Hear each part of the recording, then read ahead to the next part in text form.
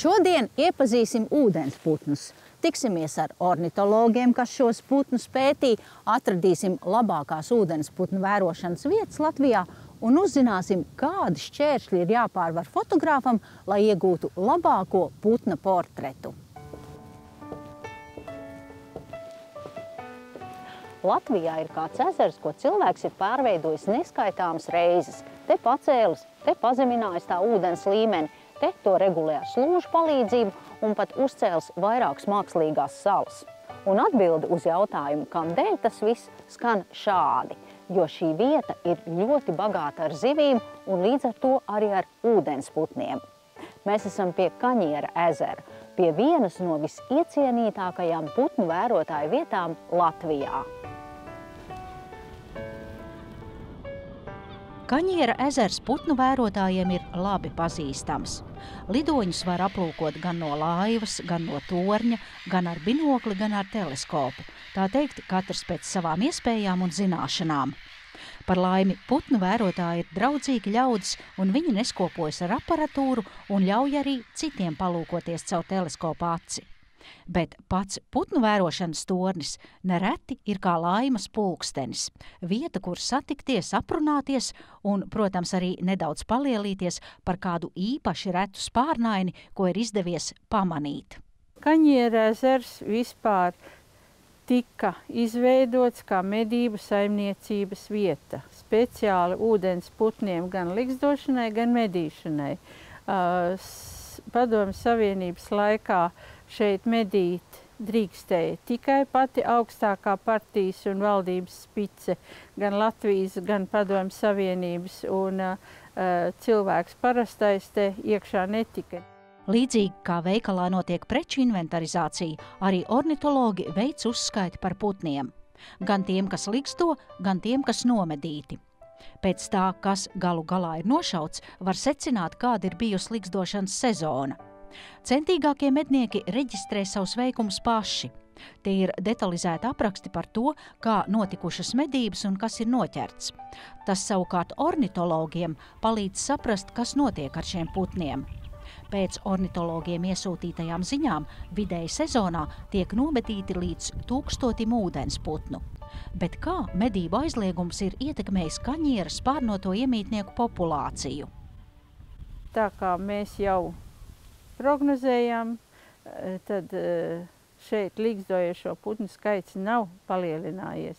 Kāda bija, tā arī ir.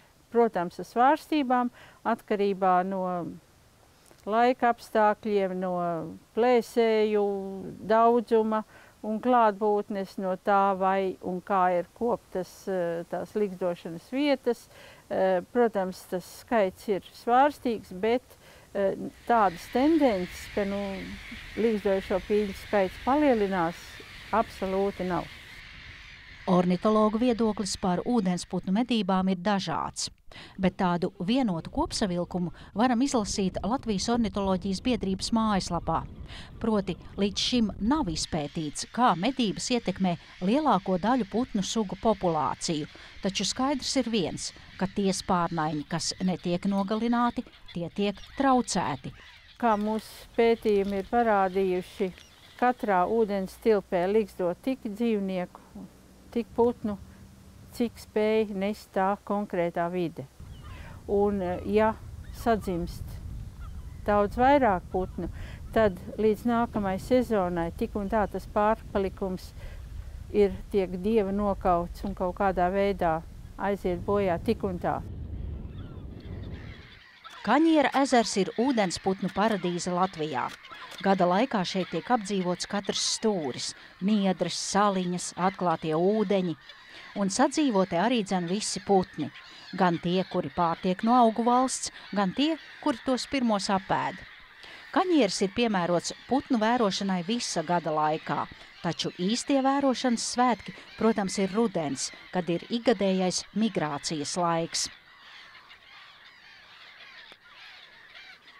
Šajā ūdens tilpnē rosās gulbji, zosis, lielēdāji un ķēzītāji jūras kraukļi, dažāda kalibra bridēju putni, vienmēr sakot, pāri par 200 putnu sugām mitinās Kaņiera ezerā. Bet tagad tuvāk iepazīsimies ar lauci. Lauci dažkārt dēvē par popu. Tam tāpat kā mācītājam ir melns talārs ar baltu apkaklīti. Šo putnu var sastapt visā Latvijā, visbiežāk dīķos un citos stāvošos ūdeņos. Tas ēd augus un ligzdo niedrēs. Ņemot vērā, ka lauču mums netrūkst, tos drīkst arī šaut. Taču Kaņiera ezers ir lieliska patveršanās vieta šiem putniem, jo te medīt nav atļauts. Lai gan medības bija tieši tās, kāpēc šo vietu savulaik izveidoja.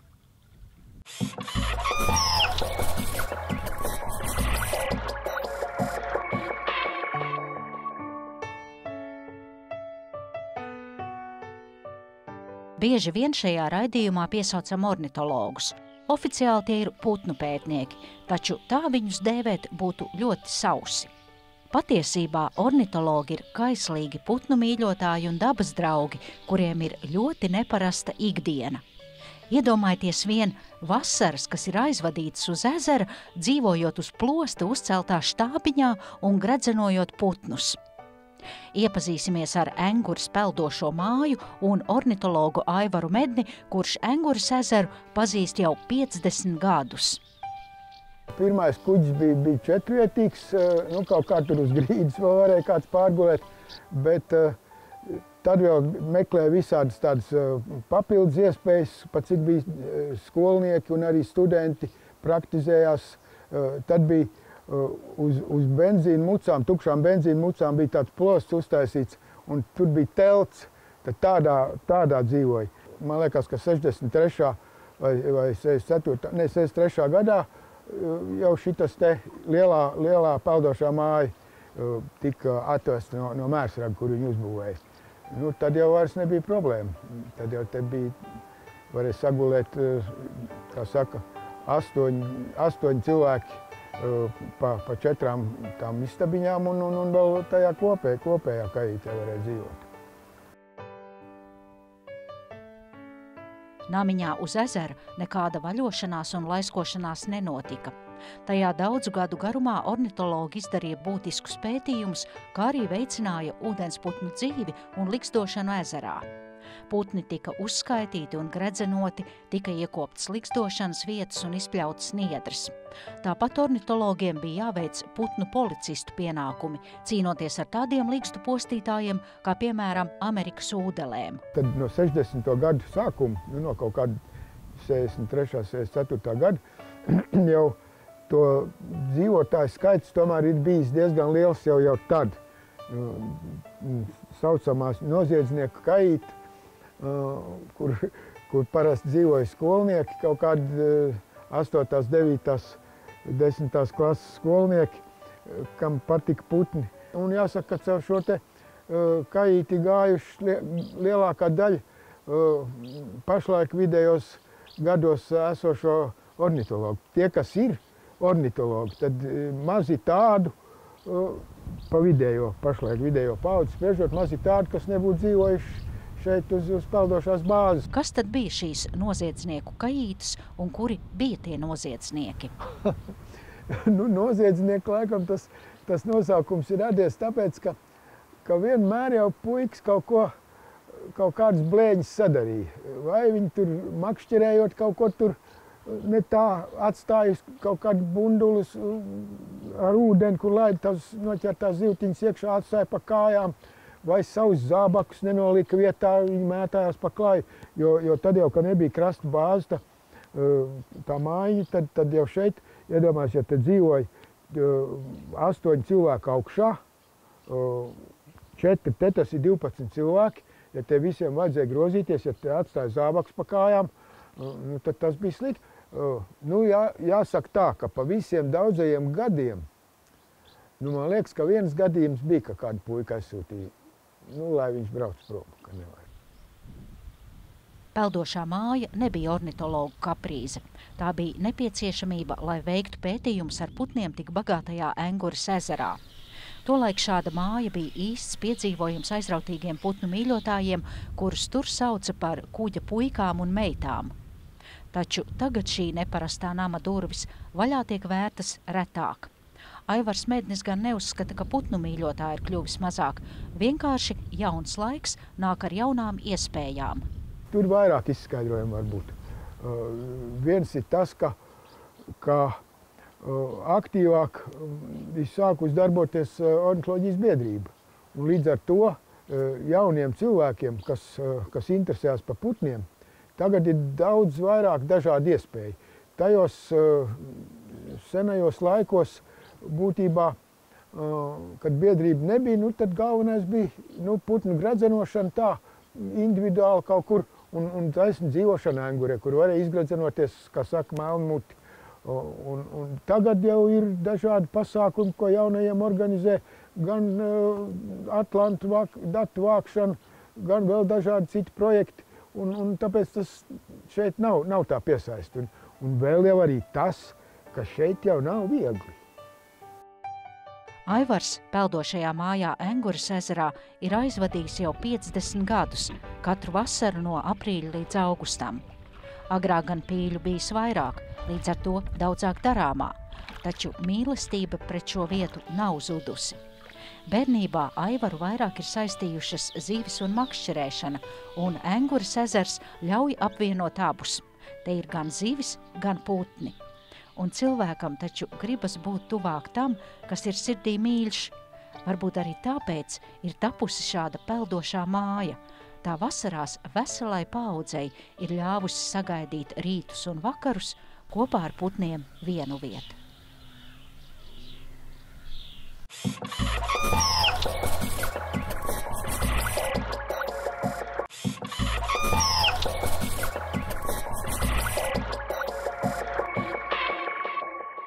Pie ūdeņiem daudz un dažādu spārnoto iemītnieku vidū dzīvo arī plēsīgie putni. Un tūlīt iepazīsim vienu no tiem, un tā būs niedrulija. Niedrulija, kā jau to pasaka tās nosaukums, pārsvarā ir sastopama niedrājos, un visai bieži to var manīt planējam virs tiem ar V-burta formā izliektiem spārniem. Niedrulija ir vanagu dzimtas putns, kurš izskatās patiesi plēsīgs. Tās garās kājas un pirksti ir kā radīti, lai satvertu medījumu dziļajās niedru audzēs. Vēl joprojām tā ir Eiropas direktīvas suga, ar ko mēs saprotam aizsargāt visā Eiropā un arī tā skaitā Latvijā. Tā ir aizsargājama suga. Viņa gan ir ļoti bieži sastopama. Ļoti bieži, tas nozīmē, ka tā ir otrā biežāk izplatītākā plēsīgo putnu suga. Niedrulijas noteikti nebūtu putnu pasaules sprinteris, jo to planēšana ir visai lēna un drīzāk izskatās pēc izrādīšanās nekā izmisīgas traukšanās pēc medījuma. Plēsīgie putni vispār ir jāsaka diezgan slinki. Un viņi ļoti labprāt ilgstoši paguļ. To labi, tas tā mazliet tā kā pa cilvēku, pēc cilvēku saprašanas nevis paguļ, bet jā, viņiem tīri aerodinamiski, dēļ tā, ka viņi ir tomēr diezgan lieli, viņiem ir vajadzīgas šīs augšupejošās gaisa strāvas, kas parādās tikai tad, kad saule iesilda zemi. Un tas nozīmē, ka tad ir tas laiks, kad viņi tiešām planē un ir pietiekoši aktīvi, un tas arī ļauj viņus labāk ieraudzīt un konstatēt. Tad viņi uzlido augstāk kādreiz un tas palīdz, jā. Līgstas būvēšana ir niedrulijas mammas pienākums. Parasti līgsta tiek taisīta uz zemes vai seklā ūdenī dziļi niedrēs. Līgstu atrašanās vieta noteikti ir ērta pašiem putniem, bet ne ornitologiem, kuriem šie mājokļi ir jāapseko. Biezajās niedru audzēs var itin viegli apmaldīties, un atrast līgstu nemaz nav viegls uzdevums.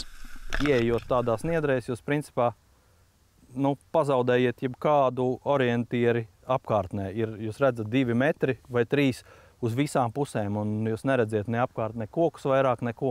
Un no tāda viedokļa, jā, bet risinājums ir, ka tomēr pārsvarā gadījumu tad ligzdu meklēšanu veids 2 cilvēki, viens paliek krastā, un tad vienkārši var sabļauties. Un tas, kas krastā, tas vada to uz vietu, kur ir domājamā ligzdas vieta. Šķiet, kas gan tādam lielam un varenam putnam varētu kaitēt, taču izrādās arī niedrulijai ir problēmas, un vienu visai nopietnu sagādā cilvēks. Niedrulija ir gājputns, kura otrās mājas ir Āfrikā, un tur lauksaimniecības prakse un regulējums ir daudz sliktākā līmenī nekā Eiropā. Āfrikā niedrulija ar barību uzņem lauksaimniecības ķīmiju, kas vēlāk kaitē perējumam. Pastāv aizdomas, ka arī Latvijā ir piesārņojuma avoti, Un, lai arī šobrīd par šo putnu skaitu varam nesatraukties, tomēr neizšķīlušies cālēni apliecina, ka ķīmiskais piesārņojums atsaucas uz niedruliju veselību. Kontrolējot ligzdas, ligzdošanas sekmes un gredzenojot, to jau uzreiz var atrast, kad aiziet, tad visi cāļi ir izšķīlušies, un viņa parasti ir kaut kur vai nu mētājās vienkārši augšā, vai ir iemīdīta tai ligzdas materiālā, ir nešķīlusies ola.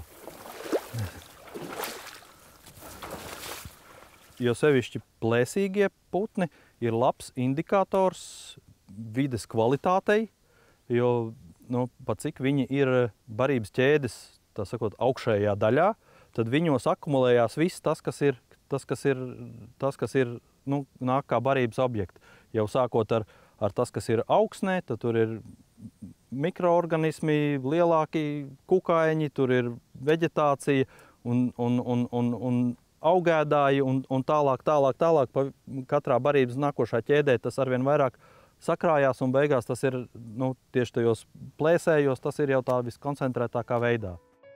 Niedrulija ir bieži sastopams putns, un tas šķiet ir apliecinājums, ka šis lidonis ir atradis veiksmīgu taktiku, kā baroties, izveidot labu ligzdošanas vietu un radīt pēcnācējus.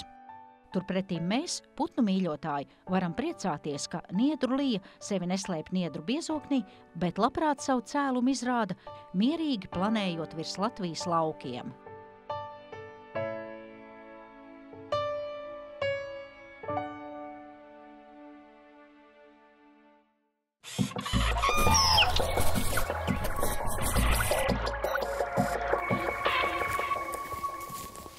Putnus vērojot, parasti mēs izmantojam vai nu tālskatu vai arī teleskopu, jo kā citādi nepamanīts tiem piekļūs klāt.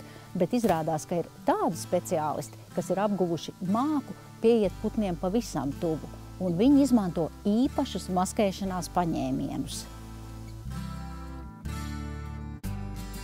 Dosimies uz Sātiņu dīķiem Kurzemē, ciemos pie putnu fotogrāfa Aināra Mankusa, kurš ar fotokameru tos fiksē vairāk nekā 15 gadus. Viņš zina, lai nofotografētu lidoņus pavisam tuvu, pašam ir jākļūst par putnu. Vai tādu var nopirkt gatavu, vai to tu esi pats uzmeistarojis? Izskatās, ka man liekas gatavu. Varbūt, ka vajadzētu patentu izstrādāt un pārdot, jo, principā fantāzijas auglis. Tajā brīdī, kad būvēja, tad nebija nekāda saprašana, kā tas būs, kā varēs bildēt. Es uztaisīju kaut kādu rāmu, likās, fotoaparātu vajadzēs iekarināt, tomēr viņš tur karājās. Protams, tas izrādījās pilnīgi lieki, kad būtībā viņš stāv uz savu kāju, tur vienkārši nolikts parasti bildējot. Tu teici gulbis, bet kā mēs varam redzēt, ka tas ir gulbis? Es teiktu, tas ir tāds balts rupucis šobrīd vai balts akmenis. Dažreiz es arī viņu par tādu atkal pārvēršu, tāpēc, kad man viņš nepatīk, kad ir gulbis brīžiem, bet tad ir galva. Kas ir stiprināma? Tagad es te parādīšu un viss sataisīs gulbis. Tam ir pilna Latvija būs, viss ūdens tilps. It kā jau nav grūti uztaisīt, bet laikam jau vai nu tā vēlme, ko es runāju, ka nav, ja, ko tu gatavs darīt vai nobildēt, kad tev bišķi pietrūkst vēlmi, tad arī negribās tur tērēt laiku kaut ko taisīt šādu. Vispār iekāpjot jau pirmās reizes dīķī, tā sajūta, kad tu iepeldi citu paugurknābu gulbi teritorijā, un viņš, protams, aizstāv savu teritoriju, un tad kā mēs dzirdējam, kaut ko kāju, tā klaboņu uz ūdens, ja, kad viņš paceļās, un tad viņš izplecis spārnus un nesās virsū tev, un tad pirmās reizes domāju, kas būs, un cik tuvu viņš nāks, vai viņš uzbruks, ja jau fotoaparāts tiek jau pasargāts, ievilkts iekšā kaut kur. Viņš tomēr 1-2 metrs apstājās no tevis, jo vai pamana tajā brīdī, ka tas mans gulbis ir lielāks, vai vienkārši viņš varbūt nav tik agresīvs vai kulpta virsū, un tad tas distance tiek ieturēta, bet parasti tas ir pāris metri, 2-3 metri. Un tad peldi pavada vēl kādu gabalu, un tad laikam saprot, ka īsti nav dzīves, vai varbūt vienkārši liekās mierā un aizpeld prom. Ne tas gulbis, ne jetīs, tie nav tādi brīnumi līdzekļi, ka tagad es uzvelku viņu, pieeju pie putna un nobildēju. Tāpat tās putnam ir jāpierod. Jo tas ļoti uzskatām bieži vien ir pludmalē, ka bildē šos te mazos bridēju putniņus. Un sākumā cilvēki staigā garām, viņi tur paceļās, palido kaut tālāk. Jā. Beigās, tad, kad mēs esam kaut vai te jetijā pasēdējuši kaut kādu stundu, pusotru, Viņi pienākuši klāt, mēs viņus esam sabildējuši. Nu, labi, pietiek, jāiet prom. Ceļās augšā, viņš pat vairs nemūk no tevis. Ja? Jo tajā brīdī, tāpat arī no gulbi kāpjot ārā. Man bijis, es attāju gulbi dīķi vidū, jau izbāžos ārā līdz pusē, pīles peld apkārt, skatās uz mani. Ja? Nu, labi, viņas nepeld tur metru attālumā, viņas peld 10-15 metru attālumā. Bet viņas vairs neceļās spārnos, nav vairs tā pirmā reakcija, kas parasti pienāk pie dīķis, reiz visi gaisā. Ja? Tā kā viņš jāpieradina jebkurā gadījumā tas putns, un tā kā viņš ir apradis, tad jau tā bildēšana ir vieglāk. Ainara gūtie putnu kadri patiesi ir unikāli. Tie rāda gan putnu krāšņumu un daudzveidību, gan arī stāsta par to dzīvi. Taču kuras fotogrāfijas pašam autoram šķiet visvērtīgākās? Nezinu, pats iesvērtēju, kas man pašam patīk no bildēm, varbūt tāds vērtīgāks liekas, varētu būt šeit pat bildētās īsknābi zosis, kas nav nekas ļoti rets. Nu, katru gadu viņas tomēr tiek novērotas pa vairākām, jā, bet labas bildes. Es domāju, ka Latvijā citiem nav tik labas kā man. Es gribētos tam ticēt, jo es tomēr ar to peldošo savu gulbi esmu ticis viņiem, paveicies, ir esmu ticis klāt. Arī šo pavasaru bija divas šajā pašā dīķī, un barsa zosīm tur ir kaut kā 2-3 tūkstoši, un tur peldi, un skaties viņas, un pēkšņi ieraug šo te īsknābu zostē barā. Un tad ir tāds adrenalīns, un tagad tā vēlme tikt viņai klāt, un tad viņi tomēr bailīgi, viņi mēģina izvairīties, jā, un tad tas būtībā šaha spēle, kurš piemānīs kaut kā, kad zods varbūt zaudēs uzmanību, kaut ko nebaidīsies, kad tiks klāt, jā, vai labas bildes dabūtu, metri, 10-15 vajadzīgi tā, tā, lai tiešām būtu smuka bilde. Tādam putnam kā zos, kas ir diezgan paliels liekas, jā. Mazajiem jau vispār putneļiem jau tur ir 2-3 metri, bieži vien vai 4, tas jau tā jau daudz liekas. Kad vai dabūt to spalvu detalizāciju, lai viņi būtu tiešām liktos smukās bildi, un tad tūl jātiek. Ne tas īpašais fotoaparāts ir tas svarīgākais, ne tur arī kaut kāds aprīkojums, ir vienkārši gribās bildēt putnus. Es uzskatu, es esmu tās idejas popularizētājs, kad bildēt putnus var gan arī jebkurš. Un tur vajag tādu bišķi varbūt labāk par lētāko ziepju trauciņu saucamajā fotoaparātu. Un priekš sevis jau var sākt bildēt kaut ko. Ja arī jūs iedvesmo Ainara Mankusa fotogrāfijas, tad varbūt kāds no jums jau šodien dosies bildēt putnus, bet tie, kurus interesē vairāk papētīt spārnaiņu stūplānā un iepazīt neskaitāmas Latvijā mītošas putnu sugas, to var darīt interneta vietnē ainars.net. Dodamies dabā vērot putnus, bet ar jauniem stāstiem par tiem tiekamies pēc nedēļas.